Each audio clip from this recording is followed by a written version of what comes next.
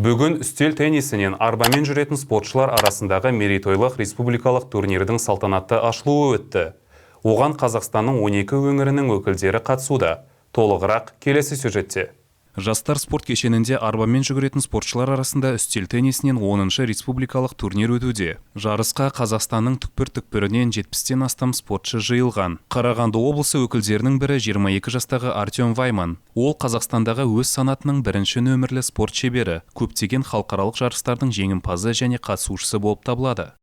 Каждый покажет. Мен осы спорт түрімен 13 жыл айналысамын. Мені мүмкіндігі шектеулі жандарға арналған мектеп-интернатта 4-ші сыныпта оқып жүрген кезімде теннис қатты қызықтырды. Содан бері теннис менің өмірім. Бұл турнирде әркім өзінің ойын деңгейін көрсетеді. Бұл республика чемпионаты алдындағы жаттығу жарысы болады. Баршаңызға жақсы ойын мен жеңіс тілеймін.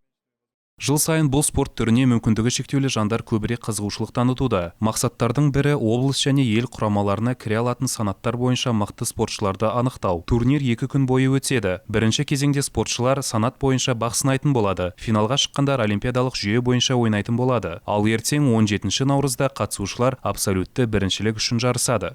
Мен өзі 2007 жылы спортшы болып бастадым.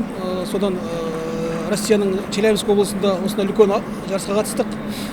Содан кейін осы Қазақстанда да турнир өткізу деген ойға келдім дағы. Осы Қарағанды қаласында осы турнирді өткізе бастадық 2012-ден бастап.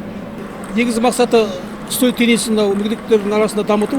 Өйткені үстел теннисі деген өте мүгедектерге қолайлы, оңай спорт түрі, шұғылдануға ыңғайлы. Сондықтан да осы үстел теннисі енді оның ішінде Қарағандыда білесіздер ерекше дамып жатыр. Қазір бүкіл қалаларда үлкен залдар салынып жатыр арнайы.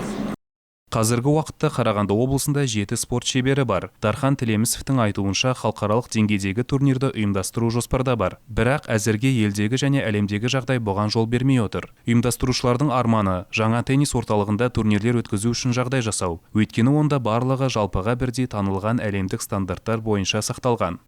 Арман Қазбекұлы, Айша Өсенбекова, Оксана Митюхина, Николай Шевелев, 5-ші арна.